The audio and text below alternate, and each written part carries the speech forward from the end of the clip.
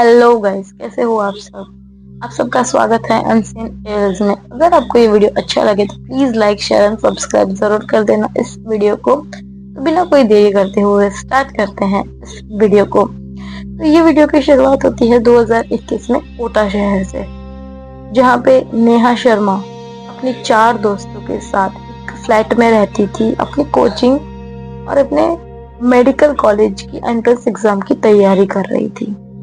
पर उसे तब उसकी जिंदगी बहुत नॉर्मल चल रही थी, एकदम सुकून से जा रही थी। पूरा टाइम कोचिंग करना, पढ़ाई करना, दोस्तों के साथ थोड़ी बहुत मस्ती करना, वैसे ही उसकी जिंदगी बीत रही थी। लेकिन तभी ट्रेंड बहुत चल रहा था उइजा बोर्ड, एक हॉरर टोन में, अब बोल सकते हॉरर साइड में। उइजा बोर्ड तब ट्रेंड में था, काफी चल रहा था, यूट्यूब पे बोल लो या फिर बहुत सारे प्लेटफॉर्म्स पे चल रहा था। वैसे ही जब वो अपने कोचिंग जा रही थी और फोन ही देख रही थी, सॉरी इग्नोर करना मेरी वॉइस को थोड़ा, तो तभी उसे दिखा कि ouija बोर्ड एक ऐसी चीज जिससे हम एंटिटीज से बात कर सकते हैं, जो हमारे आसपास है पर हमें दिखाई नहीं देती। ये चीज उसे काफी इंटरेस्टिंग लगी, लेकिन उसे पता नहीं था कि ये चीज कितनी खतरनाक हो सकती है और उसकी जिंदगी में क्या क्या तूफान ला सकती है। पर तभी तो उसने बहुत नॉर्मली ही उस चीज को लिया था। उसने उसके रूममेट्स को भी बताया कि ऐसी ऐसी चीज है, हमें बनानी चाहिए, ट्राई करनी चाहिए। और तो नेहा और उसकी रूममेट्स साक्षी, मेधा और अनु, ये 4 लड़कियां कोटा में फ्लैट रह के रह रही थी, रेंट पे।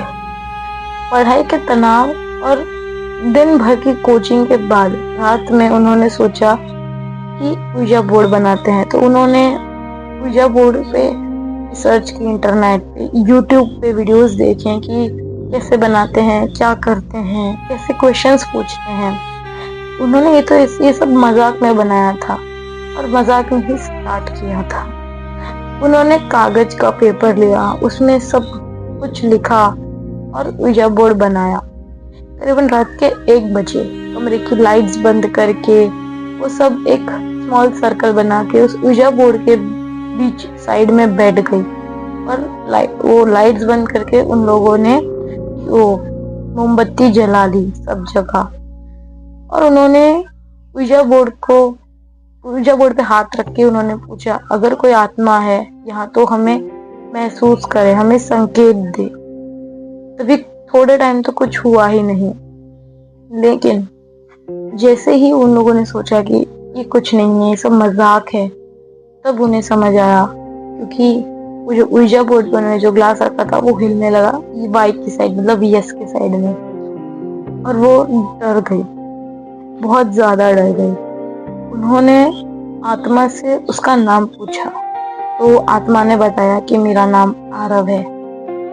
आत्मा ने नाम बताया, तभी ही नेहा ने पूछा, आरव नाम की जो आत्मा है उसका डेथ कभी हुआ था, कि मतलब तुम्हारी डेथ कब हुई थी? तो उसने बताया कि मेरी डेथ 1995 में हुई थी, कोटा शहर में ही। मैं शांति की तलाश में हूँ, मुझे मोक्ष चाहिए, शांति चाहिए इस दुनिया से। लेकिन जब नेहा ने सवाल किया, तुम हमें छोड़ क्यों नहीं देते, तब ग्लास तेजी से घूमने लगा उस ouija बोर्ड पे और मोमबत्तियां सब बुझ गई, क्योंकि इतनी तेज हवा उस कमरे में आने लगी कि सारी मोमबत्तियां बुझ गई। कमरे में पूरा अंधेरा था।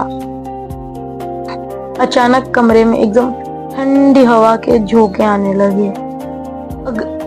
जैसे ही ये सब चीजें होने लगी, ये सब लोग उसी ouija बोर्ड को उन्होंने फाड़ के फेंक दिया और जला दिया और अपने अपने कमरे में जाके वो सो गई। और जैसे ही अगले दिन से बहुत सारी अजीब अजीब घटनाएं शुरू हो गई थी। रात को दरवाजे खुद ब खुद बंद हो जाने, फ्रिज का सामान गिर जाना, फिर मिसबिहेव हो जाना, नेहा के सपने में आरव की परछाई दिखना, अनु का हाथ अचानक से जलने लगना या फिर निशान दिखना जलने का। ये सब चीजें बहुत कॉमन हो गई थी उनके साथ, कि ये बहुत डेली ही चल रहा था उनकी जिंदगी में।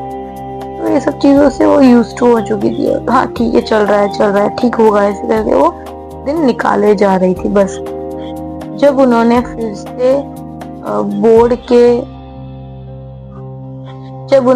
के जरिए मतलब एक न्यू ऊर्जा बोर्ड बना के उन्होंने उस आत्मा से संपर्क करने की कोशिश की, मतलब बात करने की रिटर्न कोशिश की, तब उस आत्मा ने कहा मैं अब नहीं जा सकता, ये दरवाजा खुल चुका है। मतलब जो डोर है जिससे आत्माएं आपके वर्ल्ड में आ सकती है, वो डोर अब खुल चुका है, तो वो अब वापस नहीं जा सकता।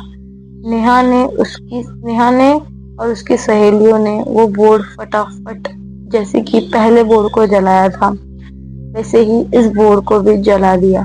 लेकिन घटनाएं बंद ही नहीं हो रही, घटनाएं बढ़ती जा रही है। आरव की परछाई दिखना नेहा को, और जैसे ही अनु को हाथ का जलने का निशान, ये सब कुछ बढ़ता ही जा रहा था। और नेहा को हर सपने में एक आवाज सुनाई दे रही, मैं तुम्हारे भीतर आ रहा हूँ, मतलब मैं तुम्हारे अंदर आ रहा हूँ। ये सुन सुन के नेहा बहुत थक चुकी थी। अगले ही दिन अनु अचानक बेहोश हो गई थी। उसे हॉस्पिटल ले जाने से पता चला कि अनु को किसी चीज का ट्रॉमा हुआ है, अनु को किसी चीज का सदमा लगा है, इसकी वजह से वो डिप्रेशन में जा रही है। वो एकदम थकी थकी रहना, उसकी आंखों के नीचे काले गड्ढे आना, ये सब चीजें बहुत कॉमन हो चुकी थी उनके साथ। तभी नेहा को लगा कि हमें इस घर में अब पूजा करवानी चाहिए, तो उसने एक लोकल तांत्रिक को बुलाया और उस तांत्रिक ने उन लोगों से कहा, तुम लोगों ने जो दरवाजा खोला है वो अब बंद नहीं किया जा सकता। यह आत्मा अकेली नहीं है, इसके साथ और भी आत्माएं हैं इस घर में, क्योंकि वो लूप होल अब खुल चुका है और इसके ही पीछे और भी आत्माएं आएंगी इस घर में। करीबन 6 महीने ये सब चीजें करते करते बीत गए, और 6 महीने बाद जब नेहा दिल्ली लौट गई वापस अपने शहर, जहाँ से वो आई थी यहाँ पे मेडिकल की तैयारी करने के लिए, वो वहां वापस तो चली गई, लेकिन वहां पे भी ये घटनाएं रुकी नहीं। लाइट झपकना, आरव के सपने और उसकी परछाई दिखना, और हद तो तब हो गई जब उसकी छोटी बहन को सीढ़ियों से किसी का धक्का देना और पीछे कोई भी खड़ा ना होना, ये सब चीजें लोगों को बहुत अजीब लग रही थी, उसके परिवार को। नेहा समझ गई आत्मा उसका पीछा कभी नहीं छोड़ने वाली, और नेहा वैसे ही डरती गई। लेकिन नेहा ने एक बार फिर तय किया और सोचा कि मैं एक और, क्योंकि बहुत बोलते ना एकदम टॉप लेवल में जो तांत्रिक होते हैं, जो हर चीज का हल इजीली निकाल सकते हैं, उन्हों को बुलाया। तो नेहा ने एक ऐसे तांत्रिक को बुलाया जिसे सब कुछ समझ में आ रहा था। तब उस तांत्रिक ने बताया कि उस आत्मा को पूरी तरह से मुक्त करने के लिए और इस सबको शांत करने के लिए उस आत्मा का पूरे विधि विधान से अंतिम संस्कार करना पड़ेगा, और उसी जगह जिस जगह पे उसकी मौत हुई थी। नेहा वापस कोटा आई और उस आत्मा की जानकारी खोजी कि उसकी डेथ कब हुई थी, कहाँ हुई थी।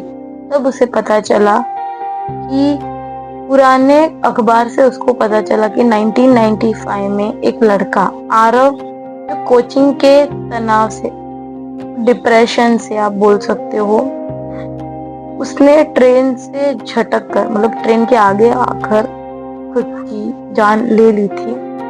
और ये जगह स्टेशन के बहुत पास थी। नेहा और उसके दोस्त सभी लोग वहां गए, उन्होंने हवन करवाया और आत्मा की शांति के लिए प्रार्थना भी की थी।